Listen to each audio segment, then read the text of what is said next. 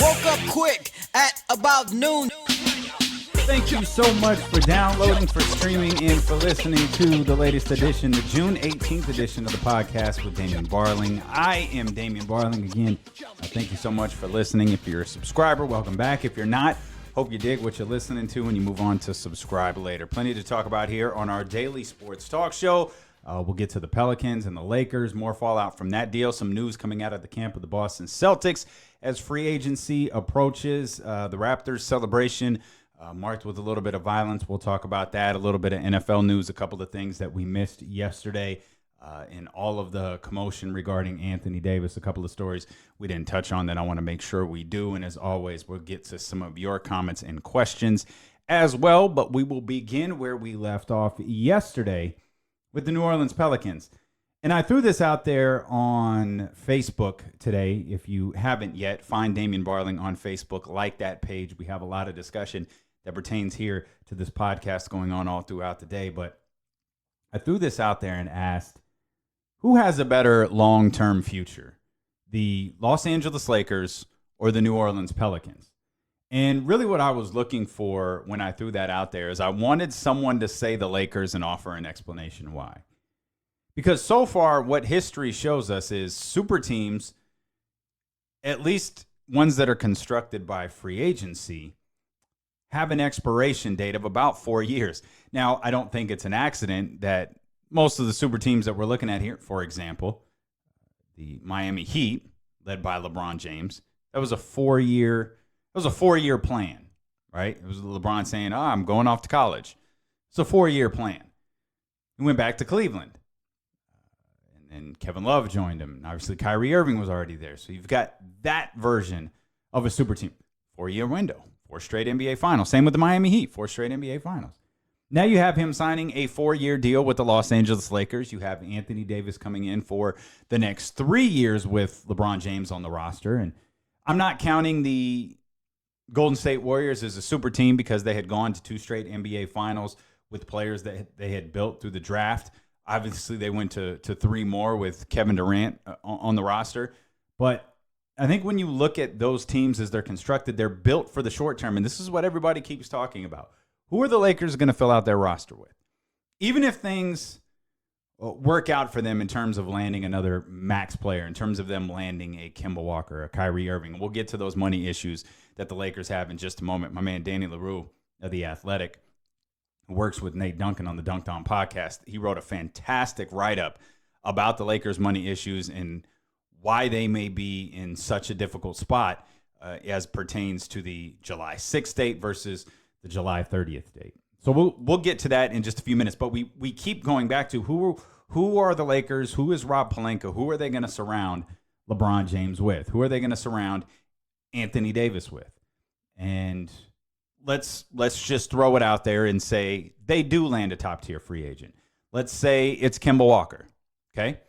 So you've got Kemba, you've got AD, and you've got LeBron, and now you have to fill out the rest of your roster with about $4 million. You have to go the Miami Heat route and get those guys who are willing to take vet minimums. We always talk about LeBron James players, right? Guys who are willing to join LeBron James for nothing in order to attempt to win a championship. There's been a number of those all throughout the years. There have been a number of them throughout his years in Miami. There's been a number of them throughout his years in Cleveland. And when the Lakers went the route that they did last year in terms of getting guys like Lance Stevenson and Rajon Rondo, and it was, you're looking at JaVale McGee, you're looking at those guys like, okay, these are the LeBron guys. These are the guys who are going to take the 1-year deal. They're going to go through this transition year until all of this cap space hits and the Lakers can get to work here in free agency.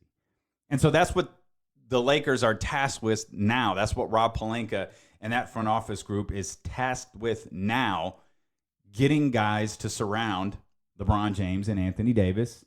And what if, I'm painting this scenario as if they land another top tier free agent, and as if either, the money works out or perhaps Anthony Davis just declines his $4 million trade kicker and someone comes in for $4 million than the max contract.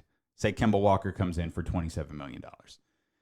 So we're operating under that assumption. But what if they don't, right? Like, what if AD, what if they can't, what if like Kemba or Kyrie or whoever isn't willing to take anything less than the max? Because if I'm Anthony Davis and I find out that, okay, Kemba's not coming, Kyrie's not coming, I know Damon Jones is going on TV every day saying he's heard Kawhi is going to the Lakers or Kawhi would consider the Lakers or whatever. I don't even think that's even a remote possibility. I don't think there's a snowball's chance in hell, to use a tired, played out phrase, that Kawhi Leonard is going to play for the Los Angeles Lakers. And with all of that, like if I'm Anthony Davis, those guys aren't coming. Well, I'm not waiving my trade kicker then. Give me my $4 million. There's no point in waiving it. So you can have an extra $4 million to spend on what? And I think that might be a question the Los Angeles Lakers might wind up being faced with. If Kemba, Kyrie, those top tier free agents, if they're not willing to take less than the max, what do you do with that 23 or 28? And I don't think if they can't land a free agent, I don't think AD waives that trade kicker. So we're talking $23 million. What do you do with that? Who are you going after on the market with that $23 million? Or what combination of players are you going after that are out there on the market with that $23 million?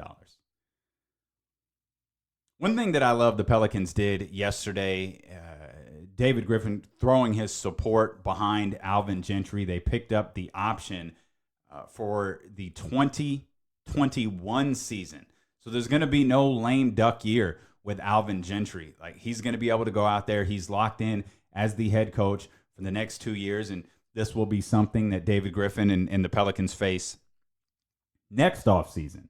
And do you allow Alvin Gentry to enter the last year of his contract without negotiating a contract extension, or do you get out ahead of that and lock him in long term? Obviously, a lot of that is going to be based on how the team performs this year. But when I threw out that question on Facebook about who has a better long-term future, the Pelicans or the Lakers, I know a lot of people pointed out, in the NBA, sometimes we overvalue picks.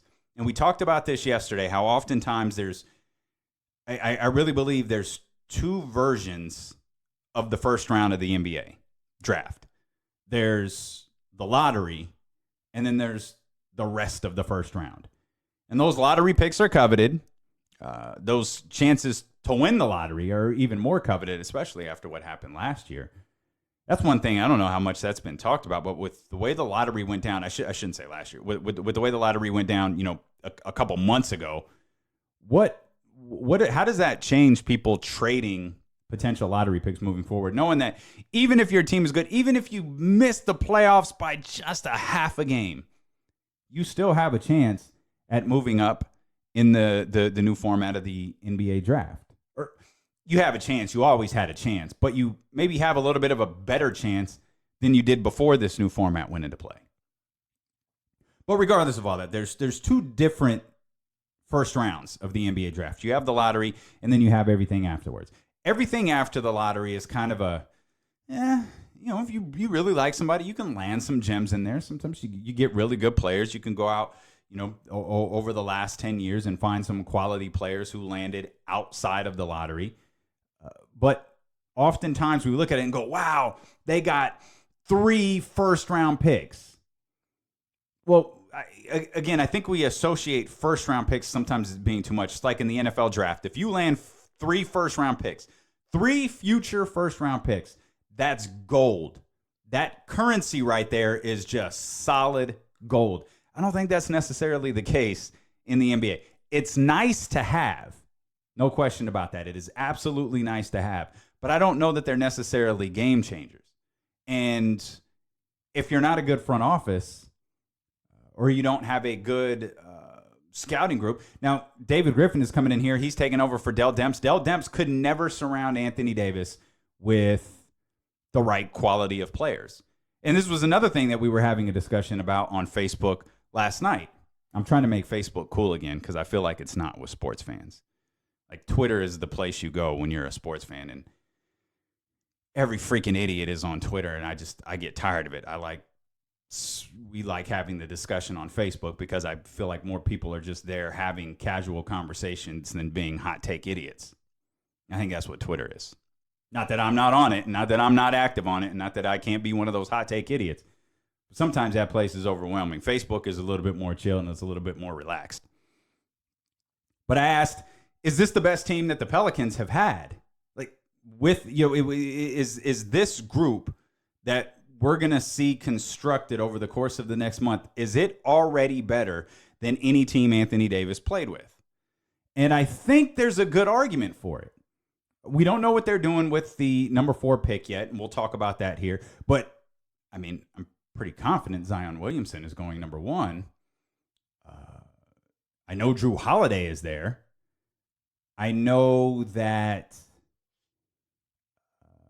Lonzo Ball is coming in and Brandon Ingram are coming in. And when you look at the last few players who have left the Lakers and what they've done, after taking off that purple and gold uniform, when you look at guys like Brook Lopez and you look at guys like Julius Randle, who didn't pick up his player option yesterday, and he's going to test the market instead of making that $9 million from New Orleans. And you look at, of course, the gold standard for this conversation is D'Angelo Russell. All of those players excelled once they got out of that purple and gold uniform. And I think that's going to be true for Lonzo Ball. I think Lonzo Ball is a potentially perfect point guard for Zion Williamson. Now, what's interesting to me is if the Pelicans hold on to the number 4 pick, and there's all sorts of stories coming in that maybe they're talking to Washington to acquire a Bradley Beal. There was a report this morning that the Pelicans are considering trading the number 4 pick to the Hawks for the number 8 and the number 10 pick. Apparently, Atlanta tried to make that offer to the New York Knicks as well, who seem centered in on R.J. Barrett headed into the draft on Thursday, and R.J. Barrett seems centered in on the New York Knicks as well. But what's interesting about that pick for the Pelicans is that the 3 most coveted players, I guess, in that position are all guards. So you have Jarrett Culver. I assume that number 4 pick is going to come down to Jarrett Culver, Darius Garland, or Kobe White. All of them are guards. Garland he's, from what I've been reading about him, he's probably got the most upside out of those 3 that I just named. He's a great ball handler, and he's a good enough of a shooter, which is something that Lonzo Ball isn't yet. But the reason I point that out is because you have Drew Holiday there, you have Lonzo Ball there, and I think Lonzo Ball is the guy that you want at that 1. You want Lonzo Ball as the guy pushing the ball. You want him to be the one pushing the offense. Like the New Orleans Pelicans under Alvin Gentry, they have a top 10 pace in the past 4 seasons. Like, they play fast. And if you have Lonzo Ball kind of being the conductor of all of that with a perfect lob partner in Zion Williamson, I think that's the route that you need to go. We use the term combo guard so often. And, Jarrett Culver's like 6'7". Kobe White's 6'5". Darius Garland, who just mentioned there, he's 6'3". But you have these guys who, kind of bigger point guards. They could shoot, but you do both. They could do both. They could be combo guards. Lonzo's not a combo guard. Lonzo is a point guard. And that's what you have to use Lonzo Ball for. You don't want Lonzo Ball playing off of the ball. That's why I think he was such a disastrous partner for LeBron James. You don't want him playing off the ball. LeBron likes to control the offense. LeBron likes to bring the ball up the floor. That's perfect. What are you going to do with Lonzo in that situation? I never understood that dynamic. I never thought that dynamic would work.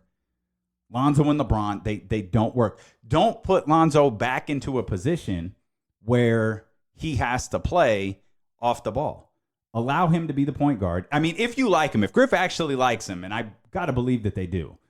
If Griff actually likes him and he's not going to be a part of any trade conversations moving forward, give him the keys to the offense and let him run it. I absolutely believe Lonzo Ball is a skilled point guard. Maybe he'll never be able to shoot, but he can run the point guard position. For my money, Tisha Penicheiro is the greatest point guard in WNBA history. Tisha Penicheiro couldn't shoot. She just couldn't. That wasn't her thing. She'd hit shots every now and then, but she was not a scorer. She was a pass-first point guard. She was a point guard in every sense of the word. I think that's what Lonzo Ball is. I think that's what Lonzo Ball should be considered as. Now you got Jrue Holiday there, so you're already in good shape. And if you're going with, you're going with the idea that the Pelicans are keeping this number 4 pick, then make sure you draft a player, one of those 3 guards, who can play the 2 more than the 1.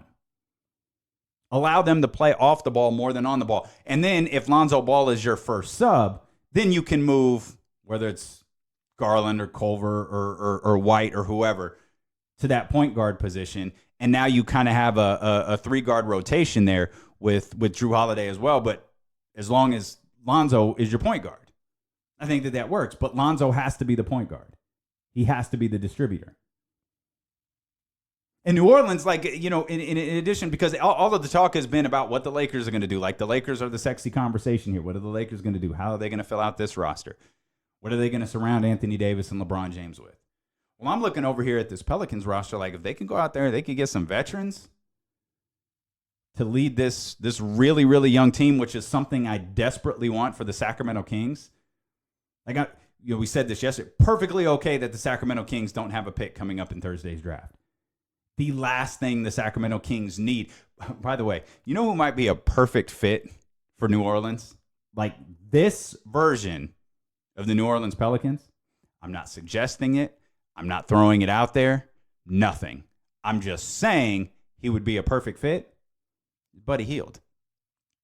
Buddy Hield, with what we see as this Pelicans lineup, like not knowing who the number 4 pick, but seeing who is already on the roster, Buddy Hield would be the perfect guy for the New Orleans Pelicans.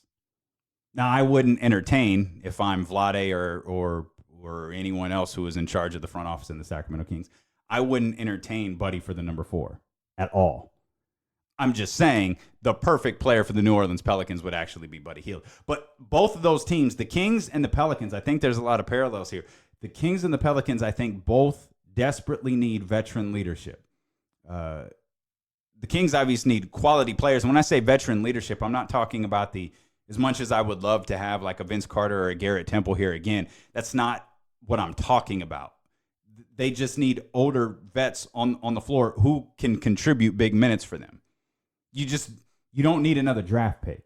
You don't need another lottery pick. You don't need another player coming in. You don't need another experiment. You need a player who's going to take you to that next level, because the Pelicans, they've got a whole bunch of young players coming in.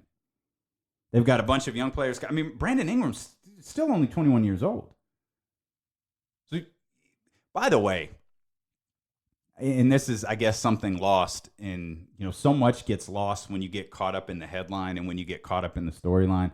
And I'm guilty of that as well. I gave you some stats on Anthony Davis yesterday that noted Anthony Davis had career highs in terms of averages. I think it was in rebounds, assists, maybe it was blocks or steals. I can't remember one of those. All of that was kind of drowned out last year because of the trade conversation that started in, December or January or whenever that was. And then, the disaster that was the post-trade deadline, where he only played a handful of games and there was really no conversation about how Anthony Davis was playing anymore. And all of that was lost. Well, you know what else was lost? In the Lakers are crumbling. The Lakers, there's dissension. Magic's meeting with Luke Walton and all of that stuff. One thing that was lost was how good Brandon Ingram played before his season ended because of that blood clot in his shoulder. He was averaging 20.7 points per game, 5.8 rebounds, and 3.5 assists on 52% shooting in the final 25 games that he played. Dudes can go. Remember when all of those rumors were around with the Lakers and DeMarcus Cousins? And there was a report that, I think it was Magic at the time, he had no interest in trading Brandon Ingram. He believed Brandon Ingram had a ton of upside and he had no intention of getting rid of him. I think we've seen a little bit of that upside from Brandon Ingram. I think we've seen him emerge a little bit. You're watching him going, he's such a unique looking player, man. He is so long, like his fingertips damn near touch the floor. He's not the most graceful basketball player, and that's probably because of his odd proportions, but he's a baller. Like, he can go. And again, he's heading into this situation with New Orleans, and I hope more than everything that he's healthy and his career is in absolutely no danger because of this blood clot. Dude, he's 21 years old. So they're surrounded by young talent already. You got Lonzo, a former number 2 overall pick. Of course, you got Zion coming in. Assuming they don't trade it, and there seems to be a lot of traction for movement here with this number 4, you're going to have another young player coming in, and then you have all of those draft picks. Whether they pan out or not, you still have a bunch of draft picks coming your way in the upcoming years. So you don't need young players. If the Pelicans have the opportunity to get Bradley Beal from the Washington Wizards, and as a matter of fact, if I'm the Washington Wizards and I have an opportunity to get rid of Bradley Beal and get some young players in, I absolutely do it. Because the Pelicans who still don't have a general manager. And now I'm starting to hear rumblings that maybe Masai Ujiri is not necessarily interested in that job. Even at $10 million a year, maybe he's not interested in that. It seems to have fallen quiet. Now, of course, the Toronto Raptors were celebrating their championship with 1.5 million people yesterday in the streets of Toronto. But it seems like that got really, really loud immediately following Game 6 of the NBA Finals and has gotten really, really quiet ever since then. But the Wizards still don't have anybody running that front office.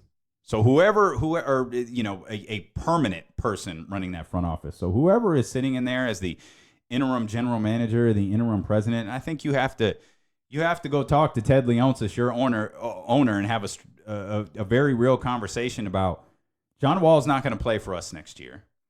There is, at least in my mind, and you can go back to the post Kevin Durant injury show.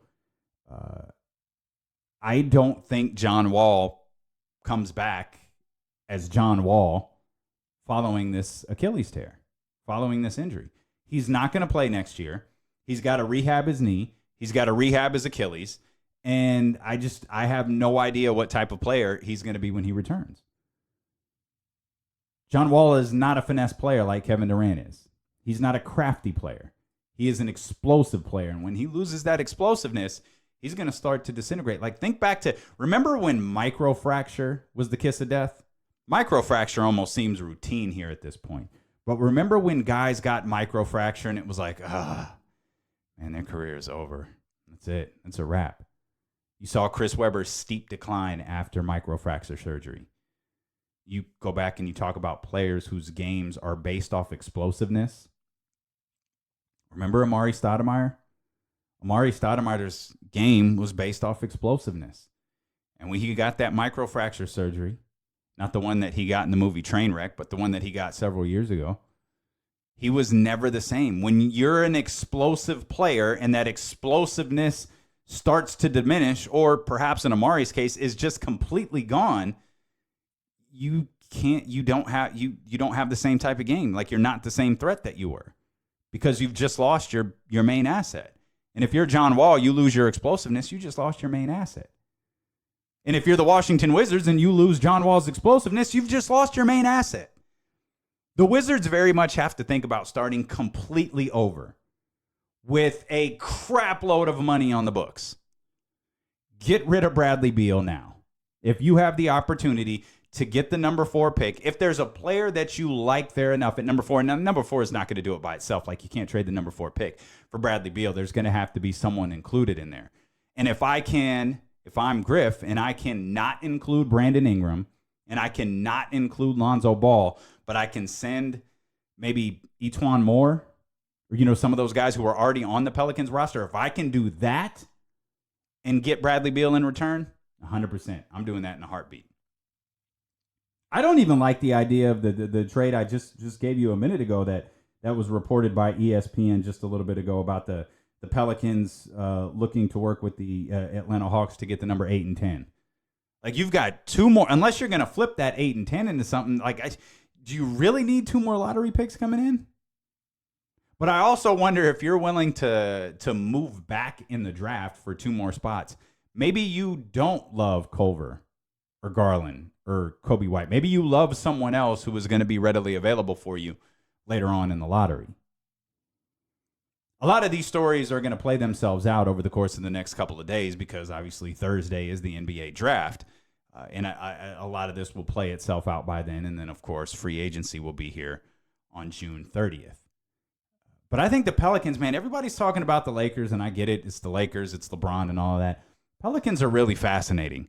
And when you start looking at teams like, if you look at the Pelicans, and regardless of what they do with this number 4 pick, you look at the Pelicans, can you say for certain, oh, this team, they're not going to complete for a playoff spot next year? Because everybody is high on Dallas, right? And I guess rightfully so.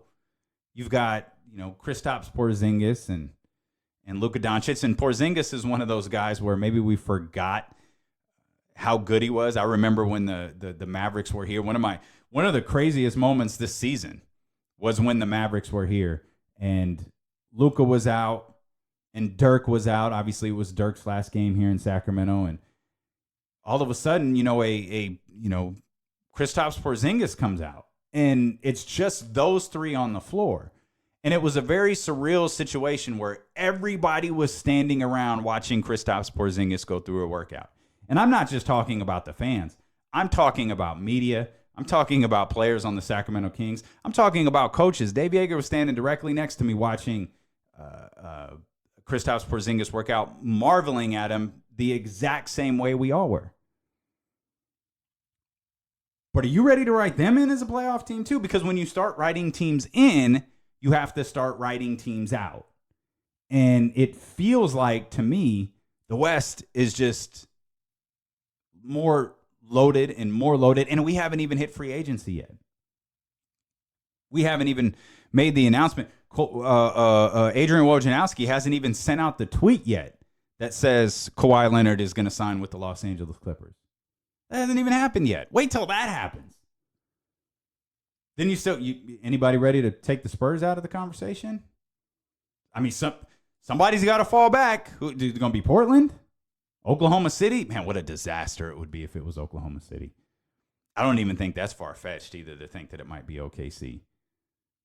It shouldn't be, but I really just don't like the fact that they sat on their hands when it comes to their head coach.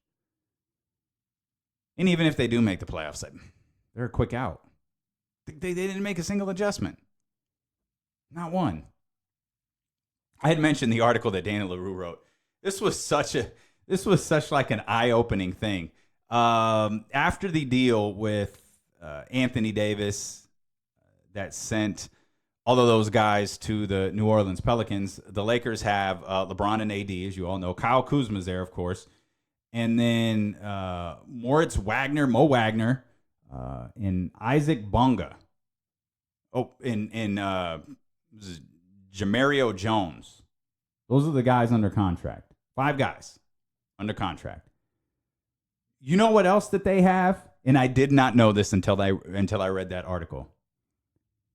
They still have $5 million of dead money from Luol Deng's contract. Think about that for just a minute. I've said for the last 3 years, I hate doing math. And doing math on the radio is a bad idea. Doing math on a podcast is a bad idea as well. But do this math in your head. If you need a calculator, go ahead. $5 million. Okay? Quick hypothetical here. AD declines his trade kicker. That puts them at $28 million in cap space. $5 million brings you to what? Luol Deng's dead money is the reason that they can't offer Kemba Walker, Kyrie Irving, Kawhi Leonard, or any other free agent a max contract. Luol Deng. How magnificent is that? That is so funny to me. Luol Deng, just when you thought the NBA has rid of itself of Luol Deng's horrible contract, it has crept back here into the spotlight and is proving to be a major factor heading into NBA free agency because there's nothing they can do with it. Like, it's their money. It is dead. They hold it. It comes off their cap, and it's like a knife turning through their heart. Because you can't trade it. You can't ask somebody else to absorb it. You can't do anything with it. That is your $5 million of dead money. Now, I'm not going to kill it. At the time, it seemed like the right thing to buy out Luol Deng, free up that roster spot, and keep it moving. But, man, I always say hindsight is 20/20. Man, hindsight is a bitch. Luol Deng's $5 million killing the Los Angeles Lakers. That's funny. Well, let's just acknowledge that that's kind of funny. You want to connect with the show? A number of ways that you can do it. 916-888-5898. That is our 24/7 text line. It is available for you all day and all night. We keep this conversation going, so no matter what time you're listening to the podcast, you can connect with us. 916-888-5898. I always say us because this is our show. This is what we do. This is us. It's just me here in the studio, and by studio, of course, I mean the palatial estates here in northern Natomas. But this is our show. This is like we're building this together. Like I wouldn't be doing this show if so many of you hadn't reached out over the last few weeks. So I love what we got going here. I love the conversations that go on. Just shoot me a message. Let me know that you're listening. I love when you do that. 916-888-5898. I had mentioned the Facebook page. Search Damian Barling. Hit the like button. Take part in all the conversations there. And of course, you can connect with me in that horrible, horrible Twitter world at Damian Barling, or Instagram, which, as my former producer Chris Valad, the champ, used to refer to as, that's our first date. Instagram is the first date. That's where you look your absolute best. So head over there, search Damian Barling, and follow that page along as well. Some news coming from the Boston Celtics. This was great. This was out of the Boston Globe today. This is a direct quote from an article in the Boston Globe. Quote, "The strangest part of the Irving situation right now is that it appears he has essentially ghosted on the Celtics. The people within the organization I have spoken with have made it clear that they have had little, if any, communication with Irving in recent weeks." Anything surprising about that? I still wonder, what is Danny Ainge thinking? What is that front office thinking privately? What is Brad Stevens thinking? What is that coaching staff thinking? Kyrie Irving, obviously extremely talented. But if he walks, you mad? Like really, is Brad Stevens mad? Or does Brad Stevens look at it like, hey, man, it's cool. We've got Marcus Smart here. He's a totally different type of player than Kyrie Irving is. Terry Rozier is a restricted free agent. We're going to lock him up. We're going to make him happy. We're going to bring him back. Obviously, he doesn't have to worry about Kyrie Irving anymore. This is going to be his team. He's going to be a starter. They also have a situation here today where Al Horford declined to exercise his $30.1 million option for the upcoming 2019-20 season. That makes him an unrestricted free agent, though Adrian Wojnarowski has already noted that both Al Horford and the Boston Celtics would like to work together towards an agreement for a new long-term contract extension. What Al Horford did here, though, for the Boston Celtics as we approach the draft and free agency is that he has allowed Boston to have a little bit more salary cap flexibility if he has a new deal that starts below that $30.1 million salary. So I don't know that he's going to get anything in excess of that. We've always ranked Al Horford as a first-round candidate for the Hall of Good that we had over there working on the radio show. But at 30.1 for next year, if you lock him up for a few years, you're probably tripling that, maybe even quadrupling that. So good look for Al Horford. Really, really good look for the Boston Celtics. Of course, this is all under the assumption that the Celtics and Al Horford will work to an agreement. And as much as I like to joke about Al Horford, who is just everyone talks about Kawhi Leonard. Obviously, Kawhi Leonard is, one of the top 3, 4, 5 players in the league. Al Horford is a really, really good player. But he's just quietly goes along and gets you 16 and 12, 18 and 10. He just, night after night after night, he is as dependable as there is as a player in the NBA. And why 30.1 may seem really, really steep for Al Horford, he is as consistent of a player as the NBA has. So there's a little bit of news from the Boston Celtics here. We'll stick in the NBA for just a little bit longer. We had noted the, quote, report that came out regarding Chris Paul and his current relationship with the Houston Rockets. Daryl Morey went on Golic and Wingo yesterday, responding to ESPN's story on Monday that detailed turmoil around the team and tension between James Harden and Chris Paul. My buddy Tim McMahon wrote that. But Daryl Morey was like, nothing. Nope. Nothing to see here. We're good. He's good. We're working on getting another superstar. Okay. I love when we throw that around. Like, this team just needs another superstar. They just need one more player. They just need this. They just need that. Like, it's easy. Like, it's easy to just go out there. I'm just going to go get a superstar. Yeah, Daryl Morey, I'm just going to go get another superstar. Okay. So that superstar is going to, like, who? Can you elaborate? Who plays good with James Harden? I think Chris Paul plays very good with James Harden. But who's the third player that plays good with James Harden? Does it have to be a big? Like, is Clint Capella not good enough? Because they're reacting, and we know that Daryl Morey does this. He does this by his own admission. He's reacting to the fact that Clint Capella couldn't play against the Golden State Warriors, that he was virtually he was useless, completely useless for 2 games. He got into a little bit of a rhythm there in the next 2, and then went back to uselessness status as the season wound down. But is that Clint Capella's fault? Or is that Mike D'Antoni's fault? Now, who does that fall on for not being able to get your big man involved? Because everybody said all year, Clint Capella is going to be a major part of what the Rockets do in the postseason. Clint Capella is going to be a major part if this team's going to have to win a championship. And then you run into the Golden State Warriors. The Warriors render him completely ineffective. And suddenly you just throw your hands up and go, okay, we'll put him on the bench. I don't think that that's Clint Capella's fault. That's where you've got to be smarter than the coach that you're coaching against. Certainly by no means am I insulting Mike D'Antoni's intelligence or Mike D'Antoni's coaching acumen, but isn't this the knock on him? He's never been able to adjust. He wasn't able to adjust to the San Antonio Spurs, and he wasn't able to adjust when he had a ball-dominant player in New York. He has one way of doing things.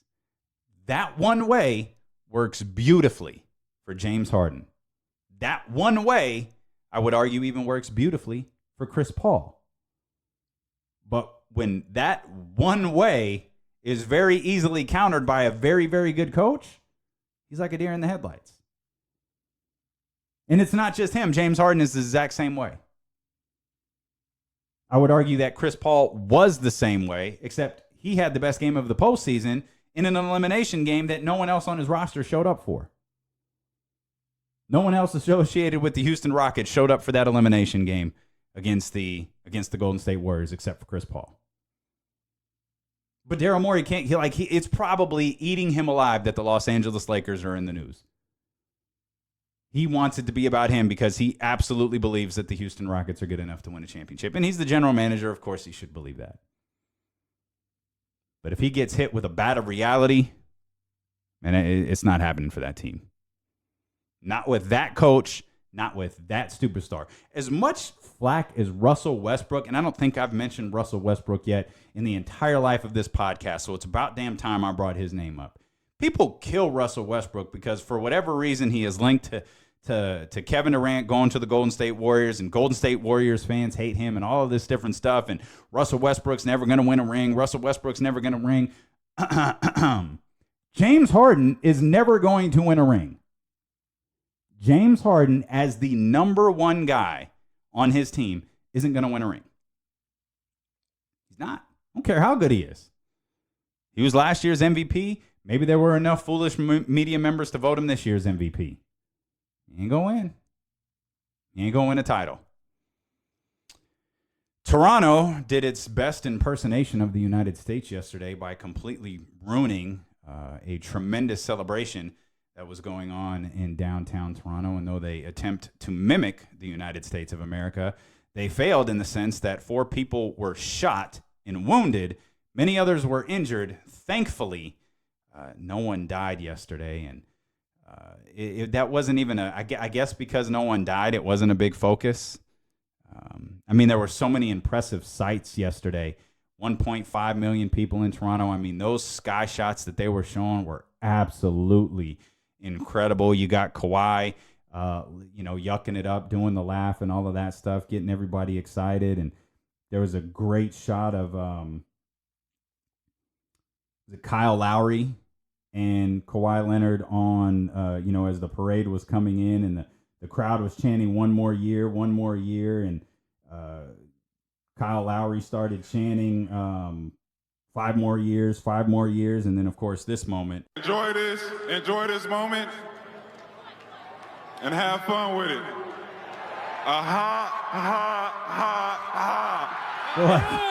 So there's Kawhi. Kawhi is faking what already sounded like his initial fake laugh. Like, Kawhi is trying so hard to show some public form of personality, which I love. Like, that's fantastic. I love it. DraftKings has put out some win totals because why not? We're not in free agency yet. We haven't even gotten to the NBA draft yet. But we have a seismic shift with Anthony Davis coming over to the Los Angeles Lakers, or what is perceived to be a seismic shift with Anthony Davis coming over to the Los Angeles Lakers. So we've got some win-loss totals. We're going to revisit these because I've got to imagine they're going to change here at some point over the course of the next few weeks. But the Milwaukee Bucks lead the way with 55.5. That is the over-under win-loss totals coming out of DraftKings right here. The Los Angeles Lakers are second with 54.5. The just mentioned Houston Rockets, 53.5 wins is projected by DraftKings coming up. The Toronto Raptors still at 52.5. That's amazing. The Los Angeles Clippers at 49.5. Boston Celtics 48.5. Just throwing a couple of them here at you. Brooklyn Nets and the Golden State Warriors, both 47.5 is a projected win total from DraftKings. Oklahoma City there at 46.5. Your Sacramento Kings, 35.5. That is the projected win total from DraftKings, and a league worst that goes to the Cleveland Cavaliers at 23.5. The Cavs got to move K-Love, don't they? Isn't that at the top? Shouldn't that be at the top of their offseason priorities? Like, let's get Kevin Love out of here. Let's get him. Anybody remember that Kevin Love is actually on Cleveland? I like Kevin Love. I think I'm higher on him than others are. I know he's not the player that he was back in Minnesota. I know they sort of foolishly locked him up to a long-term contract. I think they regretted it before the ink was even dry. But, DraftKings has them looking at a league worst. What do you think about that? 35.5 for your Sacramento Kings. And 52.5 for Toronto. I'll be anxious. I'll save this note that I have, and we'll bring it back following the NBA draft, because I'm sure it's going to change then, and we'll bring it back in the days following free agency to see what it looks like once again. Everybody's favorite backup quarterback, Josh McCown. He announced his retirement from the NFL yesterday on the Players Tribune. Josh McCown, I don't know why I called him everybody's favorite backup quarterback. I absolutely have no reason to believe that is even remotely true. But I did enjoy, I enjoyed listening to him talk, so I'm really happy that it was announced after his article came out on the Players Tribune that he was going to be joining ESPN as an NFL analyst, and he will make his debut on NFL Live tomorrow. But Josh McCown, 40 years old, spent the last couple of seasons. I'm sorry, Josh McCown's going to turn 40 years old on the 4th of July. He spent the past couple of seasons with the New York Jets. He made the decision to retire after consulting with his family for the past few months. Speaking of quarterbacks, Daniel Jones, New York Giants, he was loudly booed when shown on the big screen at Yankee Stadium. We're still doing that. Still booing Daniel Jones, still harping up over that draft, despite the fact it felt like media reports coming out of the mandatory training camp, coming out of the OTAs, all seemed to really like him. Like, hey, this kid is showing something out there. He's got something going. Pat Schumer staged kind of a phony quarterback battle a phony quarterback competition. Even talked about how fiery Eli and Daniel Jones are under the sheets. It's true he said that. That's not me. That's what he said. But I thought we were past that. I thought New Yorkers were past that. I thought, obviously, you've got to go out there. You got to win games. You got to be able to do all of that stuff. But I felt like the vibe coming out of OTAs and particularly coming out of the mandatory minicamp were like, no, this is okay. Maybe it's not so bad right now. But the New York Yankees fans laid into him quite a bit. But it's okay because if you recall, Mitchell Trubisky was booed by the fans in Chicago at a Bulls game. I'm going to go out on a limb and say they're not going to do that again. Mitchell Trubisky has turned into a fine quarterback for Chicago. Speaking of New York, specifically, speaking of the New York Yankees, one story that I didn't get to yesterday because I just got so wrapped up in the Anthony Davis Los Angeles Lakers stuff and that whole conversation is that wasn't the only trade that went down in sports. I don't know how this got done, but Edwin Encarnacion went from last place in the American League West to first place in the American League East. He is he's already joined. Edwin Encarnacion has already joined the New York Yankees. He played yesterday as a designated hitter, went 0 for 4. So he's fitting right in there with the New York Yankees. And 3-0 victory for the Yankees. And I make that joke about going 0-4 because I just joke so often.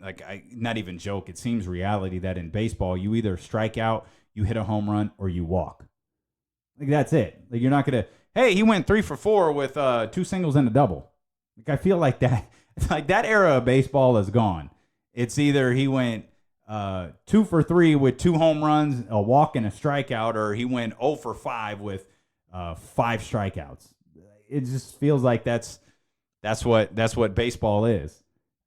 But he's out of Seattle. He's on to New York, and the Yankees right now, they have sent 20 players to the injured list this season, including some pretty heavy hitters. Aaron Judge, Carlos Stanton, virtually every heavy hitter you can think of has spent at least some time on the injured list this season. But the Yankees entered yesterday with a half-game lead over the Tampa Bay Rays. They went on to win despite Encarnacion going 0 for 4. And the Yankees, so from what I understand, the Yankees have had the easiest schedule this season based on opponent win percentage. Their schedule is about to get harder, though they do open up a 10-game homestand that opened actually yesterday against the Rays. They got a 4-game series coming up against the Astros. That'll be a lot of fun to watch. And 13 of the Yankees' remaining 18 games before the All-Star break are against teams with a winning record. That's the Rays. They have 7. The Astros, who we just mentioned. And, of course, the Boston Red Sox, because they play 4,766 times per year. One more note on Edwin Encarnacion. He's going to fit in quite nicely with the New York Yankees as he has hit 30 home runs in 7 consecutive seasons. That is the longest active streak in Major League Baseball. Speaking of baseball, Christian Yelich. Can we just hand him the MVP right now? Is there anybody in baseball playing better than him? On a night-to-night basis, is there anyone playing better baseball than Christian Yelich? Yelich needed 64 games to reach 26 home runs this season. That's 54 fewer games than he needed to reach that mark last season. He's also on a 13-game hitting streak, tied for the 3rd longest streak of his career and tied for the longest streak in Major League Baseball. That hitting streak is something else, man, because that's a record that I believe is never, ever going to fall. Imagine getting to 30 straight games you've gotten a hit. 40 straight games you've gotten a hit. You're still not even close to the record. Another thing that I missed, and I absolutely hate myself for it, is, well, it's. Oh, yeah, maniacs! I can feel the power, brothers, and I can smell victory also. I'm used to being around champions, and I'm used to winning championship belts, brother. But the way I see it, this Sunday, the USA Women's World Cup team is going to become victorious when they wipe Chile off the face of the map. You know, that whole Women's World Cup team, they're a bunch of Hulkamaniacs. With the lead Hulkamaniac, Ashlyn Harris, training and saying their prayers and eating their vitamins. So this Sunday, what you gonna do when the USA Women's World Cup team runs wild on you, brother? How in the world did I miss that? How did I go this long? How did I make it till Tuesday before I saw Hulk Hogan cutting a promo for the U.S. Women's National Team? I have failed you as a podcast host, so please forgive me. I will stay on top of Hulk Hogan cutting promos. I don't know why, but Hulk Hogan cutting a promo is never gonna, like, even all of the nonsense that he has been through, and all of the stupid ass things that he has said.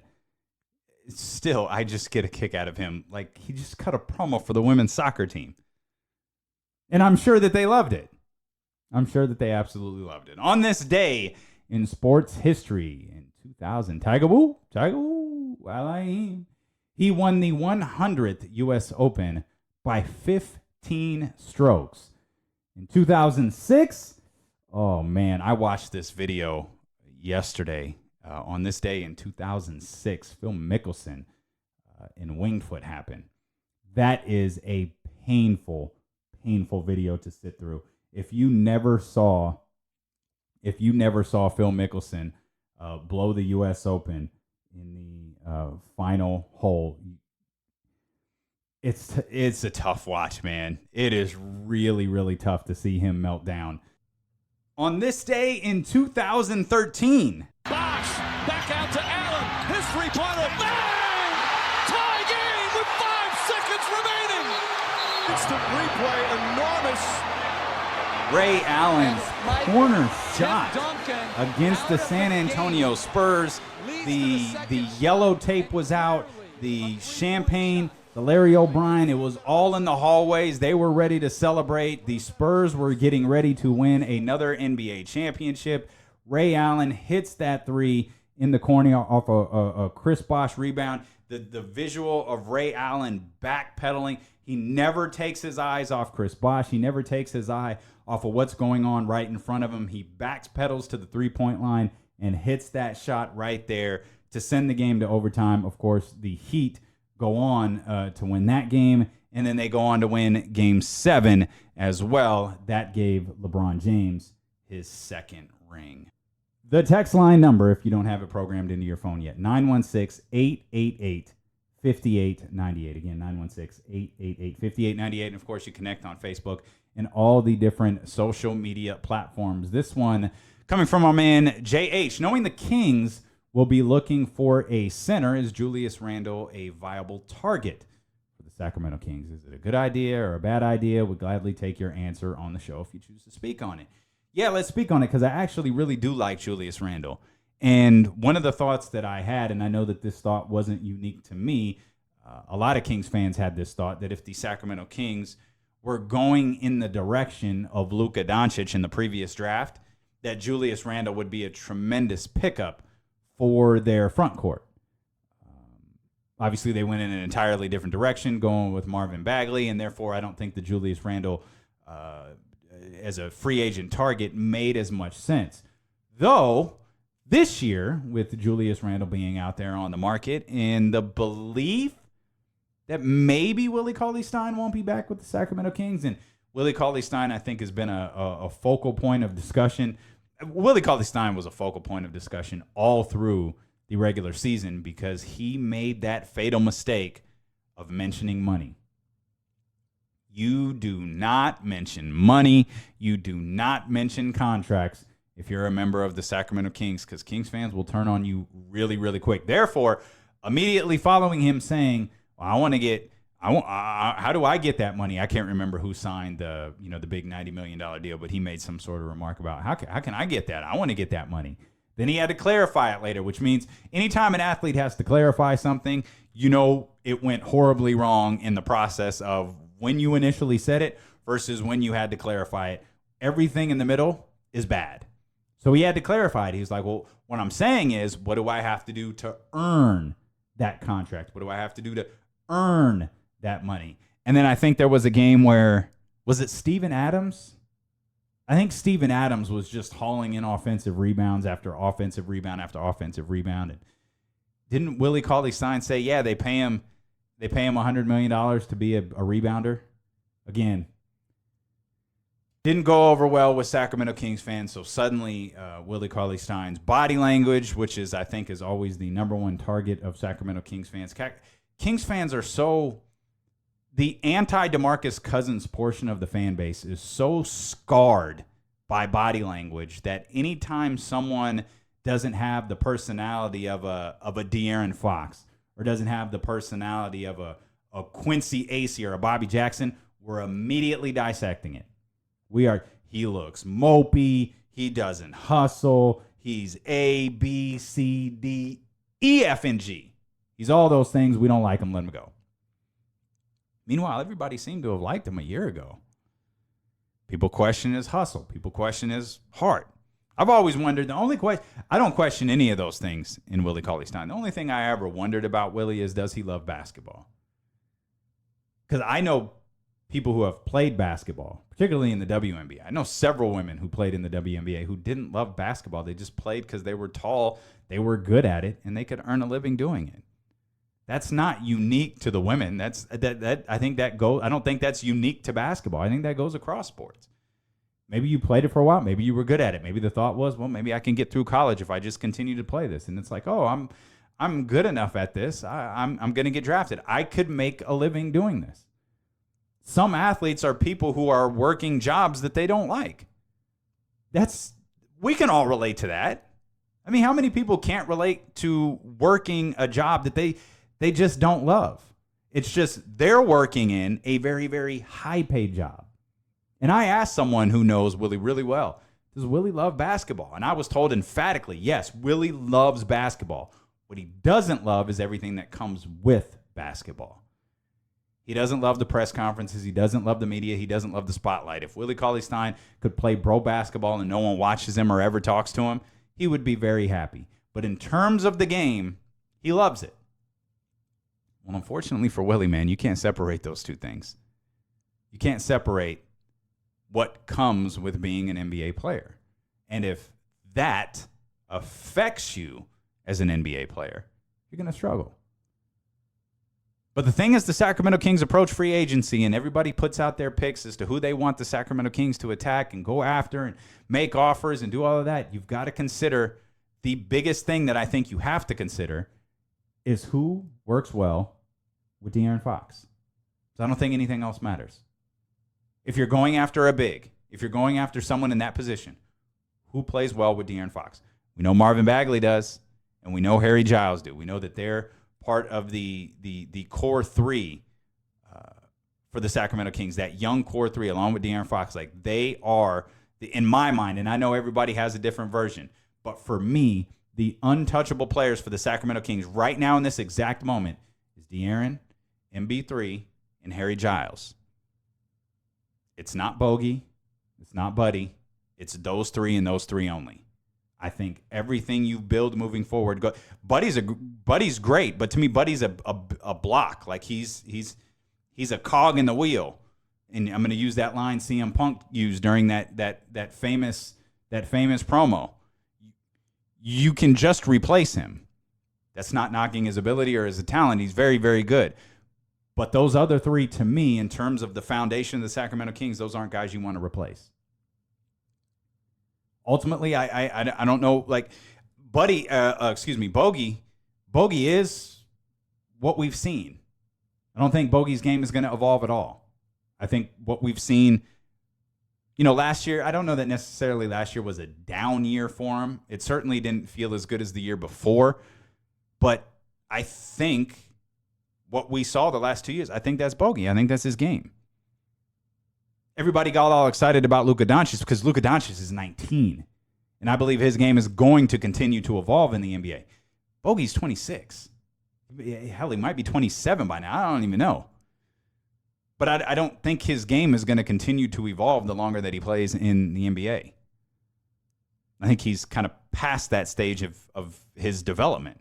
Again, very good player. I don't think he's one of the core players.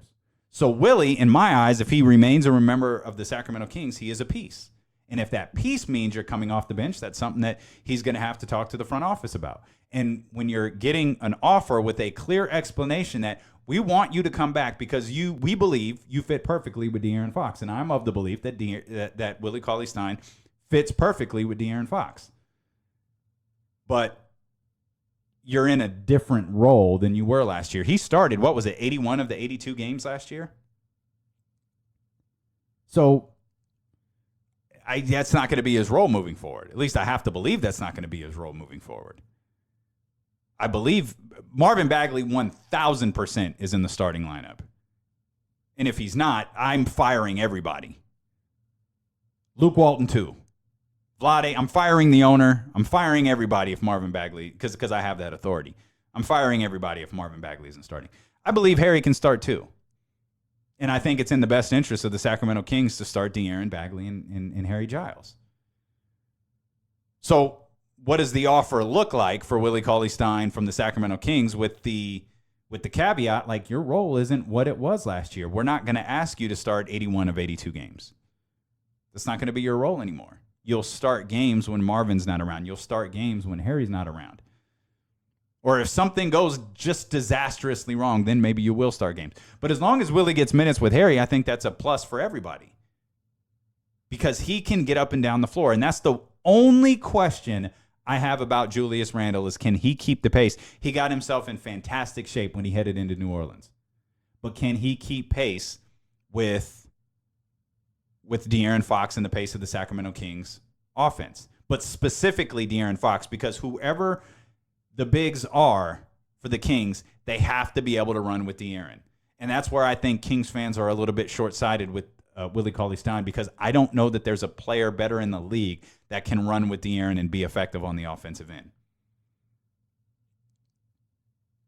Keep that in mind as we approach the draft coming up, and keep that in mind as free agency approach. I know a lot of eyes are going to be on Willie Cauley-Stein and then what they wind up doing with the amount of money that they have available. Thank you as always for tuning in. Greatly appreciated.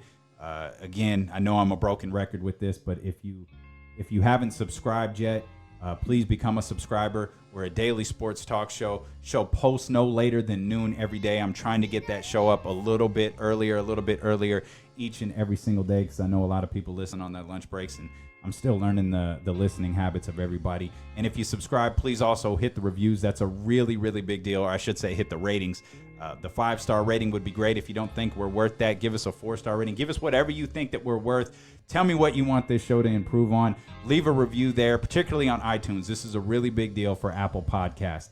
So if you could do that, again, greatly appreciated. Connect with the show 24/7. We're available for you, 916-888-5898. Search Damian Barling on Facebook, like that page.